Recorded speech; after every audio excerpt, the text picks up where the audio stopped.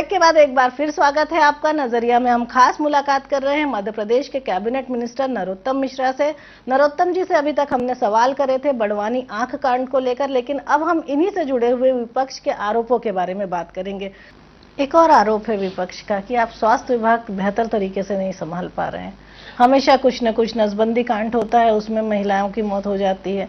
कभी इंदौर में ऐसे ही आंखों का ऑपरेशन हुआ, उसमें कई सारों की आंखों की रोशनी चली गई। अब ये बड़वानी का केस आ गया। मैं पुनः दोहरा दूं, ये दोनों बातें 5 साल पहले की है, पर फिर भी मैं बेहतर संभाल पा रहा हूं, न संभाल पा रहा हूं, ये तो जनता तय कर दे। विपक्षी क्या तय करेंगे इसको?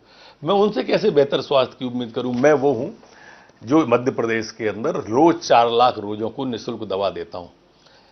कल इतने सारे वक्ता बोले, कोई ये नहीं बोल पाया कि किसी को दवा नहीं मिल रही निःशुल्क। एक, मैं रोज 75,000 लोगों की अलग अलग उसमें निःशुल्क जांच करता हूं। कोई वक्ता कल ये नहीं कह पाया कि निःशुल्क जांच नहीं हो पा रही है। ये सरकार वो सरकार है जिसने इस प्रदेश के अंदर सुबह का नाश्ता, दोपहर का खाना, शाम का खाना, जितने हमारे पेशेंट हैं सबको तीनों टाइम का देती। 40,000 लोगों में आज तक आपके चैनल से या किसी और चैनल से ये शिकायत नहीं आई कि अमुक को भोजन नहीं मिला है। हम इस प्रदेश में कैंसर की कीमियोथेरेपी 51 जिलों में निःशुल्क करने वाले हैं। हम डायलिसिस की सुविधा 26 जनवरी तक निःशुल्क करने वाले हैं और हिंदुस्तान के एकमात्र हम ही वो प्रदेश हैं। आपने कभी हमारी 108 की शिकायत नहीं सुनी होगी, हमारी और चीजों की शिकायत। अब ये उसकी तारीफ तो करेंगे नहीं कि तो खूब शिकायतें आती हैं। बताए ना क्या शिकायत आई? आप ही सब, मैं आपके सामने बैठा हूं, बताइए। हमेशा आती है 108 टाइम पे नहीं पहुंची, बताए ना। डिलीवरी के बहुत सारे केस सामने आते हैं। बताऊंगी, केस आते ही आपको बताऊंगी मैं। 108 की तो कई सारी शिकायतें हैं। ये मेरी जिम्मेदारी है। अगर सुधार अभी कुछ दिन पहले राजगढ़ में हुई थी 108 में, क्या गैस सिलेंडर भर के जा रहे थे 108 में, पेशेंट परेशान होता रहा। एक व्यक्ति की त्रुटि हो सकती है, जैसे यहां त्रुटि हुई है वैसे वहां भी हो सकती है, लेकिन अगर जानकारी में आएगा तो हम लगातार सुधार करते हैं।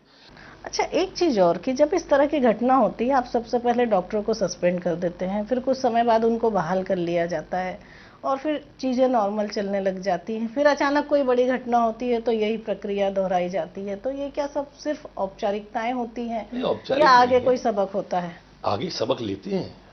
आज ये बड़वानी की घटना हुई, हमने तत्काल मुख्यमंत्री जी ने कहा कि अब कोई ऑपरेशन नहीं होगा मध्य प्रदेश में जब तक फुल प्रूफ हम कार्य योजना नहीं बना लेंगे। ओटीओ के बारे में, स्थान के बारे में, इनको क्या क्या सावधानियां सामाजिक संगठनों को बरतना है, क्या क्या सावधानियां सरकार को बरतना है, कौन कौन से उपकरण की आवश्यकता है, कौन कौन से की नहीं है। जब फुल प्रूफ योजना बनेगी तभी अब आगे ऑपरेशन की हम अनुमति देंगे। क्यों नहीं? हर घटना से सबक लेते हैं, हर घटना से सीखते हैं और सीखना हमारी जिम्मेदारी भी है। लेकिन ये सब होने में कितना समय लगेगा? सब चीजों को फुल प्रूफ करने वो भी फुल प्रूफ है बहना। 5 लाख के हर साल ऑपरेशन करते हैं।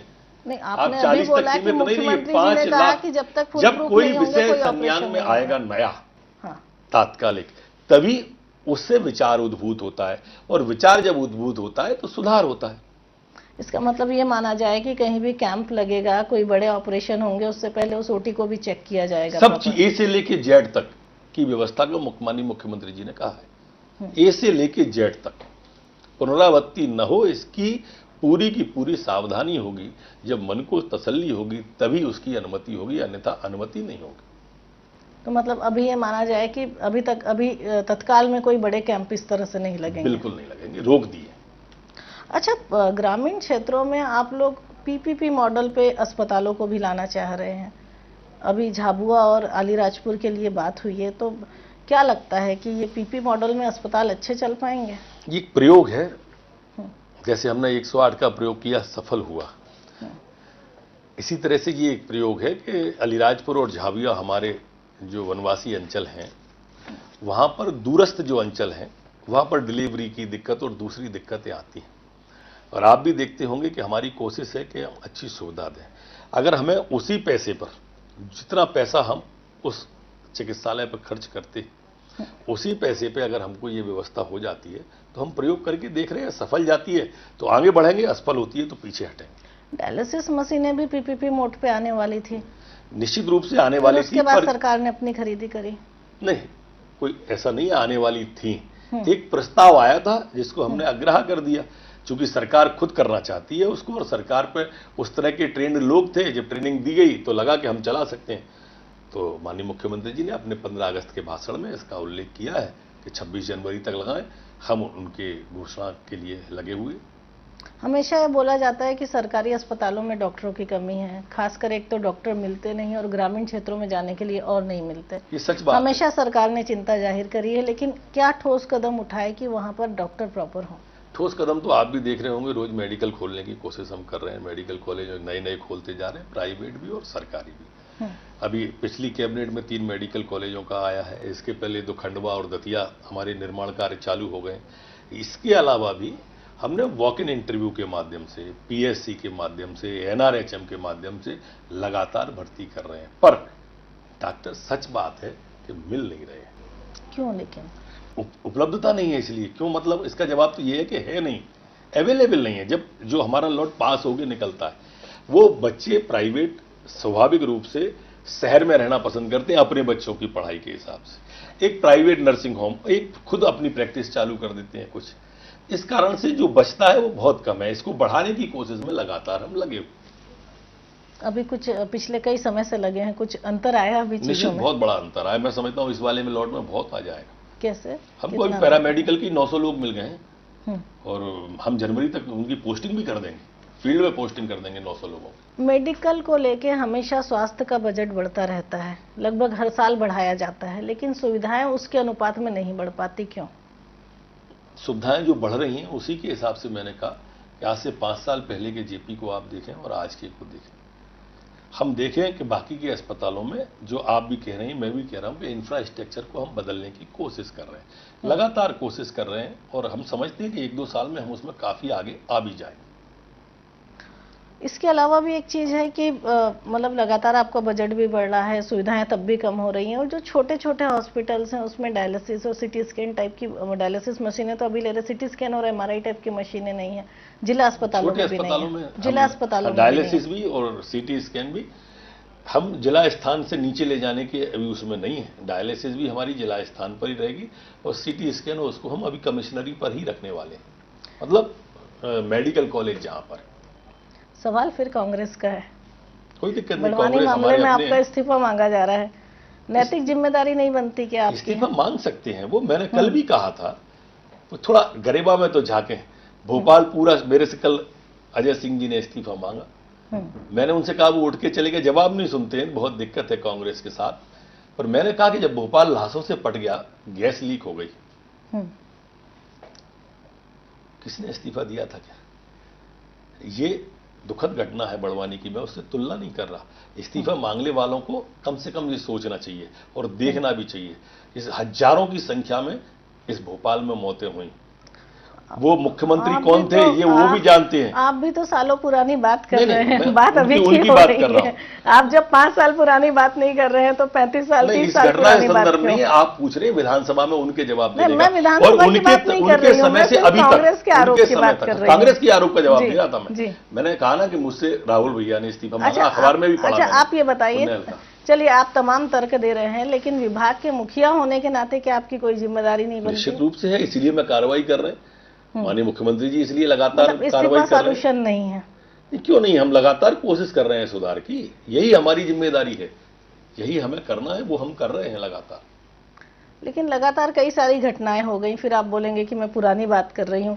हर बार सिविल सर्जन को, डॉक्टरों को या सीएमएचओ को निलंबित कर दिया जाता है, जिसकी गलती मामला मंत्री तक तो आता ही नहीं है। सीएमएचओ सिविल सर्जन से मतलब नहीं है जी, जो गलत होता है उसको, मतलब मंत्री कहीं गलत नहीं होता। नहीं, हमारे काम हम बताएं ना, आप ही खुद बता दें हमें कि हम यहाँ गलत हैं, हम सुधार कर देंगे। प्रशासनिक कसावट तो आपकी होगी, आपके विभाग में। कसावट कर रहे हैं, इसलिए तो मैंने कहा 5 लाख ऑपरेशन कर रहे हैं हर साल, जो अपने आप में एक रिकॉर्ड है।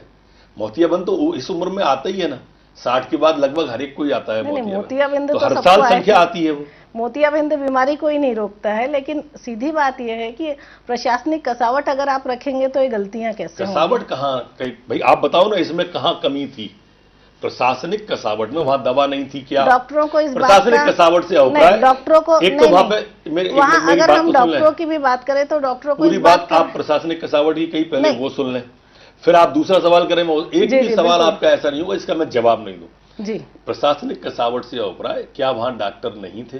एक, क्या वहां दवाई नहीं थी? नहीं, अब क्या आप वहां उसको फ्लूइड नहीं कैटेगराइज था? मत करिए। नहीं, तो क्या बात प्रशासन क्या सीधे यहाँ तौर से पे ये है, सरकार क्या करेगी देखिए व्यवस्था? बात तो यहाँ तक आ रही है कि सरकार को डॉक्टरों क्या का करना कहना चाहिए है कि था? प्रशासनिक अधिकारी गलत दवाइयां भेजते हैं और सारी गाज हम पे गिरती है, हम लोग सस्पेंड होते हैं, हमारी गलती मानी जाती है। बात तो यहाँ तक आ रही है। मैं कह रहा हूं ना, अगर ये वो आ डॉक्टरों रही का है तो आरोप है और आप डॉक्टरों के पूरे एसोसिएशन का आरोप है कि निश्चित रूप प्रशासनिक से हमने अधिकारियों कहा की कि गलतियां अगर होती गलत है थी, और हमारे सर ठिकरा फोड़ा अगर जाता गलत है। थी, दवा जी। गलत थी, तो इसको बताएगा तो डॉक्टर ही ना कि ये दवा एक्सपायरी डेट की आ गई है, ये दवा इस तरह की आ गई है, ये दवा इस तरह की जो दवा आंखों में डाली गई वो एक्सपायरी डेट की थी? नहीं, किसने कहा एक्सपायर? मैंने कहा तो 7,000 बोतल हो गई। कि वो गलत भाई थी? जो गलत है नहीं समझेगा तो वो नहीं प्रयोग लेकिन करेगा। डॉक्टरों का पूरा एक एसोसिएशन बन काम चुका है जो मिनिस्टर तो नहीं ऑफिसरों पे समझेगा ना। आरोप लगा रहा है। ये मिनिस्टर नहीं समझेगा क्या? लेकिन आपके डिपार्टमेंट में 2 ग्रुप बन गए हैं। डॉक्टरों का एक पूरा ग्रुप बना है जो प्रशासनिक अधिकारियों पे दोषारोपण कर रहा है कि ये लोग कमीशन देते हैं, ये लोग गलत दवा खरीदते हैं और ये लोग गलत दवा भेजते हैं और सारा आरोप हमारे ऊपर आता है अगर कि गलत हमने दवा कोई भी खरीदे,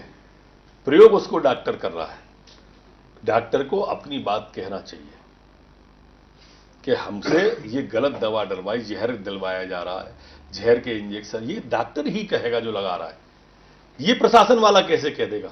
प्रशासन की व्यवस्था है कि वहां पर दवा है या नहीं, वहां पर डॉक्टर है या नहीं, ये व्यवस्था वहां नहीं पर है कि जो पानी खरीदा जा रहा है वो सही है या नहीं है? प्रशासन की ये जिम्मेदारी नहीं है कि जो खरीदा जा रहा है वो सही है या नहीं है? अरे भाई सही है, ये तो मैंने बताया कि 7,000 बोतल का उपयोग हो गया। ये उसी लॉट की बात कर रहे हैं हम, उन्हीं दवाओं की बात कर रहे हैं। उस एक दवा में इन्फेक्शन आया, यही जांच का विषय है। अथवा इतनी बड़ी जो उच्च स्तरीय समिति जा रही है जांच करने, कहां त्रुटि रह गई या हम कहां गलत हैं, ये बताएगी वो समिति। मतलब आप इसमें कहीं कोई गलती नहीं मानते, प्रशासन की कोई गलती नहीं? अगर है तो बताएगी समिति जांच की, कोई ना कोई तो बताएगी ना कि भाई इसकी गलती, जिसकी गलती होगी वो दोषी दंडित होगा, चाहे वो मैं हूं, चाहे प्रशासन का व्यक्ति हो, चाहे डॉक्टर हो। अगर दोष किसी का है तो उसको तो दंडित होना ही पड़ेगा।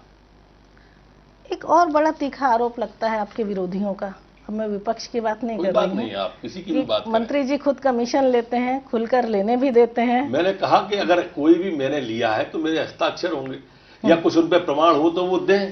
कहें क्यों, कहते क्यों है? और इसके बाद भी अगर कह नहीं पा रहे हैं तो फोरम बहुत है। मैं वो मंत्री हूं जिसकी आज तक एक शिकायत लोकायुक्त में नहीं हुई, एक शिकायत ईओडब्ल्यू में नहीं हुई, या एक शिकायत कहीं और नहीं हुई है मेरे पास सीधी आज तक। थ्रू किसी भी तरह से वो कहते हैं या वो शिकायत कर दें, ये एक अलग बात है, वो कर सकते हैं, ये उनका अधिकार है, लेकिन प्रमाण तो दें। मैं जवाब तो तब दूं जब प्रमाण दें, और अगर प्रमाण देते हैं तो मेरा पक्ष भी सुन लें। चलिए, विभाग के करप्शन को रोकने के लिए आप क्या करते हैं? चलिए, हमने माना कि आपकी कोई शिकायत नहीं, कहीं कुछ नहीं है, सब कहीं सुनी बातें हैं। ये पारदर्शी सिस्टम को एडॉप्ट करना पड़ेगा ना जी। सरकार जैसे पारदर्शी सिस्टम को एडॉप्ट कर रही है, वही पारदर्शी एक सिस्टम है। दवा खरीदी को हमने इतना ज्यादा विस्तृत कर दिया है कि जिस दवा खरीदी की 4 साल पहले हमेशा शिकायतें आती थी, आज एक भी शिकायत दवा खरीदी की कोई प्रमाण दे ही नहीं पा रहा है। और मैं आप इंडिया न्यूज के माध्यम से ये कहना भी चाहता हूं कि जो भी मेरे तथाकथित कांग्रेस के मित्र जिनका आपने उल्लेख किया है, अभी तक के ये आरोप लगा रहे हैं, मैं उनको बहुत खुले रूप से कहना चाहता हूं कि वो जाएं और कहीं से भी एक प्रमाण लेके आए दवा खरीदी का। ला नहीं सकते, इतनी ज्यादा पारदर्शी की है हमने उसको, हर चीज नेट पे डालने की कोशिश कर रहे हैं।